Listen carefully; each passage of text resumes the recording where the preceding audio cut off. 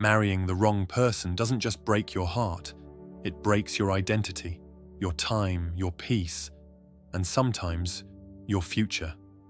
In 2025, the stakes are even higher, because today the pressure to have it all figured out by a certain age, to settle down because everyone else is doing it, to pick someone out of fear of being alone, it's louder than ever. But here's the truth. You don't ruin your life by being single at 30. You ruin your life by choosing someone just to silence the fear. So today, we're not going to shame marriage. We're going to understand why marrying the wrong person, especially now, is more dangerous than it's ever been. The silent pressures. By 2025, love has become a performance. Aesthetic relationships flood your feed. Couple goals dominate every scroll, and wedding reels go viral, even when the love behind them is hollow. You start to feel behind. Not because you're not ready, but because society tells you, if you haven't settled down by now, something's wrong with you. So you start rushing love. You start justifying red flags. You start convincing yourself, maybe this is good enough. But love isn't something you win by a deadline. It's something you build when the foundation is right. And in this rush, you risk choosing someone based on timing, not compatibility. What wrong person actually means? Let's be clear. The wrong person doesn't always mean toxic, abusive, or evil. Sometimes the wrong person is emotionally unavailable, misaligned in values, unhealed, and not willing to do the work.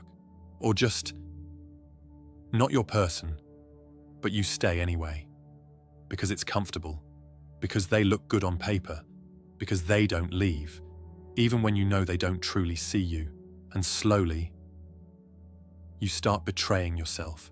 You stop expressing your needs. You stop dreaming as big. You stop evolving because you know your growth would make them uncomfortable. That's what marrying the wrong person does. It doesn't always destroy your life in chaos. Sometimes it destroys it in silence. Why people settle? So why do people settle in 2025? Because we've been raised with urgency-based love. Love that says, don't be too picky. Relationships are hard. Just compromise. Everyone has flaws. Learn to adjust. At your age, you can't be too idealistic. But here's the lie in that. Yes, no one is perfect, but that doesn't mean you have to sacrifice emotional safety just to be in a relationship. Settling doesn't feel like settling at first. It feels like being realistic. Until one day you look in the mirror and whisper, "This is not the life I wanted." You stayed because they checked boxes, but ignored whether they touched your soul, the cost of marrying the wrong person. Let's talk about what it really costs, because it's not just a bad marriage, it's years you can't get back. It's emotional energy poured into a dead garden. It's the slow death of your joy, confidence, and self-trust. You start questioning your instincts, feeling more alone in the relationship than you ever did outside it, living a half-life where everything is fine, but nothing is truly you. And the worst part, when you try to leave, you'll realize you no longer recognize the person you became just to stay. You abandoned dreams, dulled your spirit, made yourself small just to keep the peace. That's the cost. And in 2025, when your peace is already under attack from digital noise, burnout, and societal pressure, this cost is devastating. Signs you're choosing out of fear. Before you say yes to forever, pause. Ask yourself, do I feel like I'm finally seen or just finally chosen?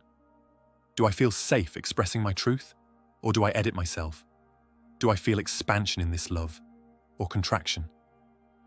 Am I marrying from clarity, or from fear of being left behind? Because here's the hidden truth. Many people marry just to end the waiting room of uncertainty. They don't choose love. They choose certainty disguised as commitment.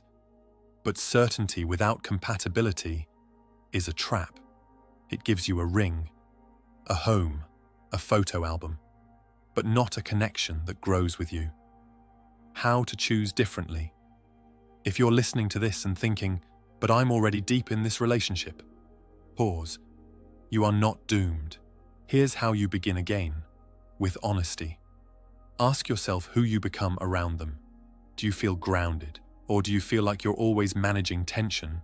Talk about the hard things, not just goals and travel, but triggers, wounds, expectations, inner growth. Notice how they handle your truth. Do they lean in when you're vulnerable or shut down? Observe the energy, not just the words. Some people say all the right things, but your body still feels anxious. Honor what your silence is trying to say. If you're always justifying them to your friends, that's data. Real love isn't performance, it's presence. And if that's missing now, a wedding won't fix it. Why your standards matter more than ever. In 2025, people are waking up to emotional trauma, to generational patterns, to how love isn't always love. Sometimes it's survival. You are part of that awakening. You're not here to repeat what your parents did. You're not here to tick boxes and call it commitment.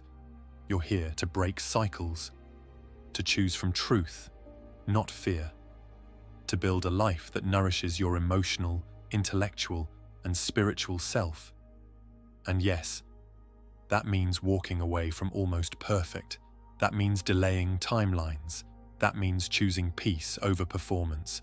But it's worth it, because nothing ruins your life faster than spending it with someone who can't meet you where you've grown. Conclusion. So here's the final truth. You don't need to be married by 30.